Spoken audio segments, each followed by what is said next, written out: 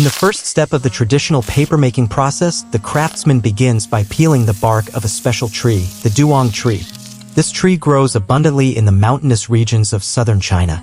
Its outer bark is rough, but inside it contains long, soft, and tough fibers, the ideal material for making paper. The bark is meticulously peeled off, revealing long, ivory-white strips, the most quintessential part of the tree trunk. When touching it, the craftsman can feel the moisture and toughness, thereby deciding whether the bark is up to standard for processing or not. Paper, one of the 4 great inventions of ancient times. To make a piece of handmade paper, the craftsman not only needs sophisticated techniques, but also time, patience, and love for the job. After harvesting, the raw materials undergo a careful pre-processing process. The slender stems are washed, peeled, then soaked and dried for several days, then soaked again. Each batch of paper can require hundreds of bundles of raw materials like this, and each fiber, each grain must be absolutely soft, clean, and pure.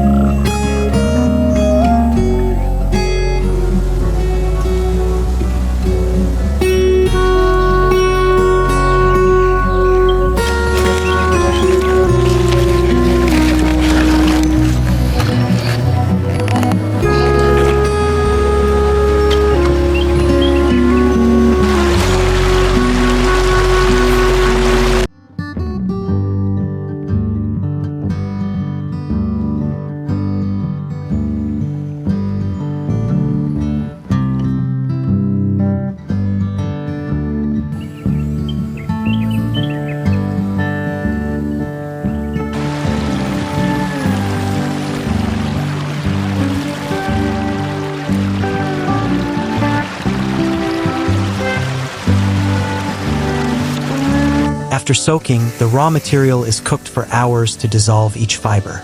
The craftsman is always present at the pot, stirring by hand, carefully controlling the heat. They do not use any industrial chemicals. Everything is based on experience and feeling. Each layer of fiber will gradually become whiter, softer, ready for the next step, grinding into pulp.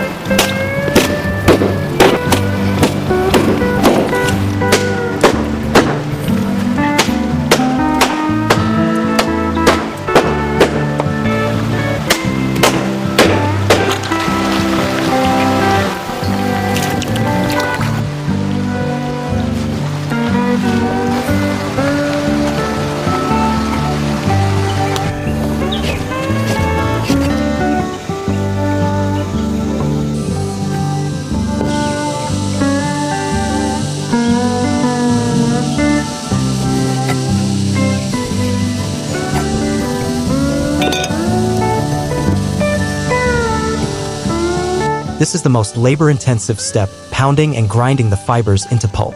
In many places, modern tools have replaced human hands. But in the traditional method, artisans still choose to pound by hand as a way to preserve the old spirit. The rhythm of the pestle is steady, echoing like the heartbeat of a living craft village.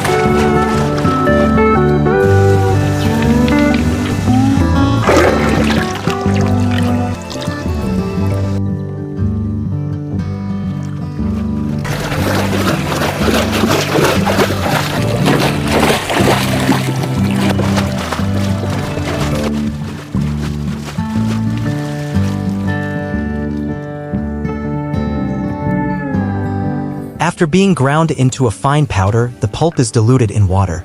At this point, the bamboo paper scoop, the iconic tool of the craft, really comes into play. The craftsman gently lowers the scoop into the tank and scoops up a thin layer of pulp. In that moment, a sheet of paper is formed as thin as a cicada's wing, but carrying with it a sky full of memories and traditional techniques. With gentle movements of his hands, the artisan adjusts the amount of pulp on the bamboo frame to be even and thinnest. It is not only a technique, but also a feeling. The paper is formed right on the bamboo frame, thin as a cicada wing, but contains a long preparation process. The artisan needs patience and precision because even a small deviation will cause the paper to fail.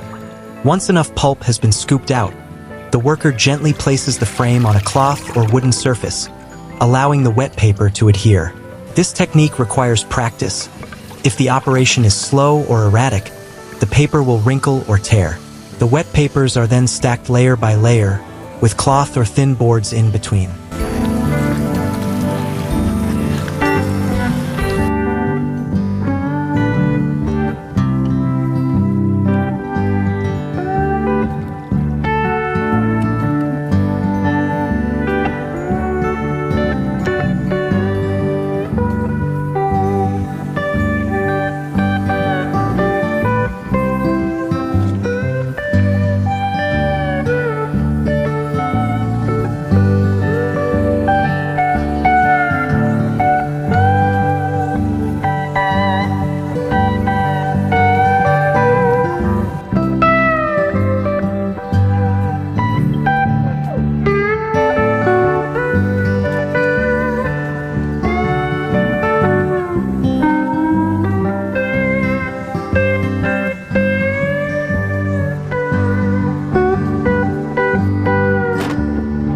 Next comes the pressing process to remove most of the remaining water. In the traditional method, heavy stone blocks or wooden presses are used to compact each stack of paper. The weight from above is applied downwards, slowly drying the layers of paper without tearing or deforming them. This is an important step in creating a durable structure for the paper.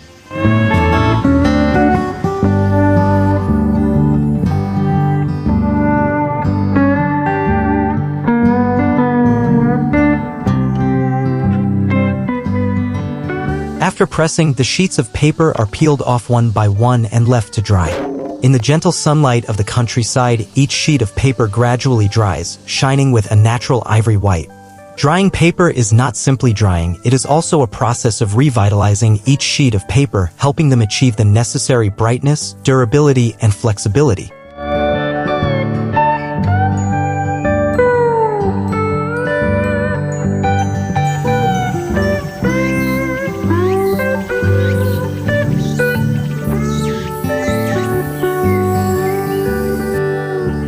And finally, after nearly 4 months of meticulous work, each sheet of handmade paper was born. Each sheet is the crystallization of nature, labor, and traditional spirit. Although thin and light, it can preserve writing for hundreds of years, even thousands of years. That is why paper is not just an object, but a part of memory, of culture, of the human soul.